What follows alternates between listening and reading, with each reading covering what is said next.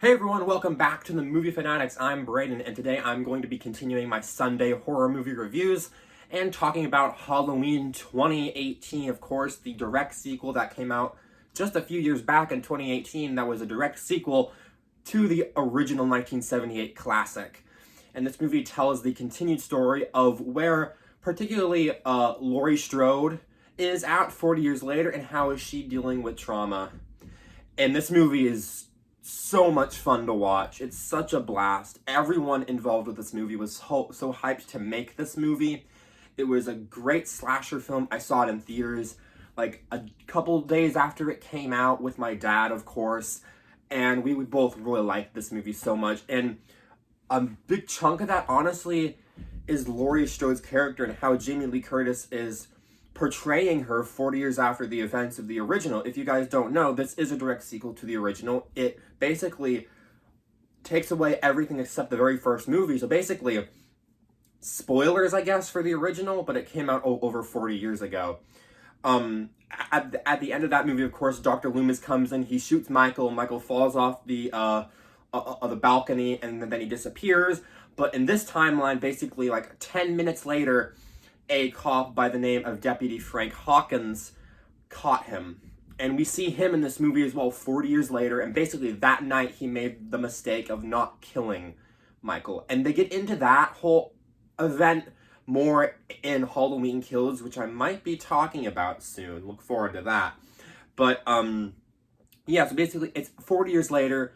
Laurie has been married twice, has been divorced twice. She has a daughter that's estranged, and she also has a granddaughter who wants to get to know her grandmother, which is Laurie, more. I love the whole family dynamic of 3 generations of Strode women, and they're all awesome in their own right. Of course, you have Michael Myers, of course, back, and this time there are a couple shots where he's played by the original actor Nick Castle, but for the majority of the movie, he's played by a stuntman by the name of James Jude Courtney, who is so cool in this movie. He feels like if the OG Michael spent 40 years in a mental hospital, broke out, and was mad, and he went on another killing spree to basically continue that night of slaughter he set up 40 years later. This Michael is so awesome. He's my second favorite Michael of all time, of course. Nick Castle will always be my favorite Michael, but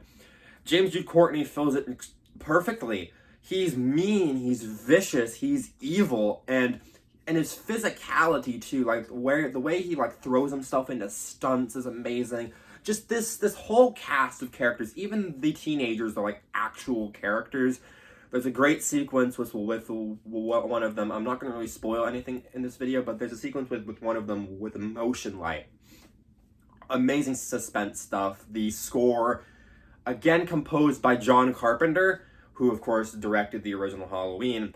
John Carpenter has scored, I think, almost all these movies. He came back with this one with his son and his like son-in-law. I think it was like a trio of people, with, you know, John Carpenter leading them, and created a great updated version of the classic Halloween theme, which is great.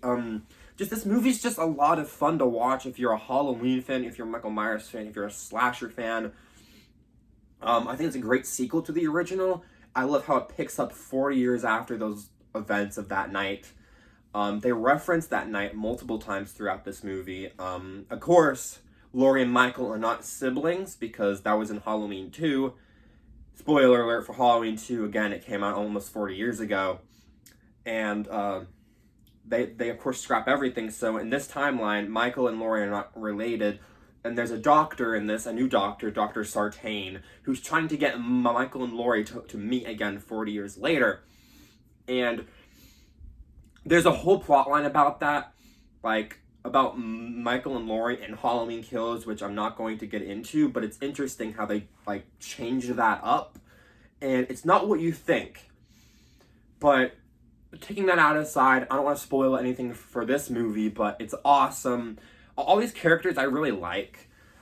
You might say that some of them are annoying, yeah, but they're better than a lot of the other slasher movie characters, to be honest. They feel like a modern version of what a slasher movie is. This movie, I'm not a huge fan of modern day horror, especially modern day slashers. This one really feels like an updated 80s movie, which is perfect. I love the use of new technology with, motion sensor lights, video cameras, security cameras. Like, Laurie's home is like this fortress, and the third act takes place there once Michael gets to Laurie's house and they have like the final duel, which, okay, that whole finale, just watch it.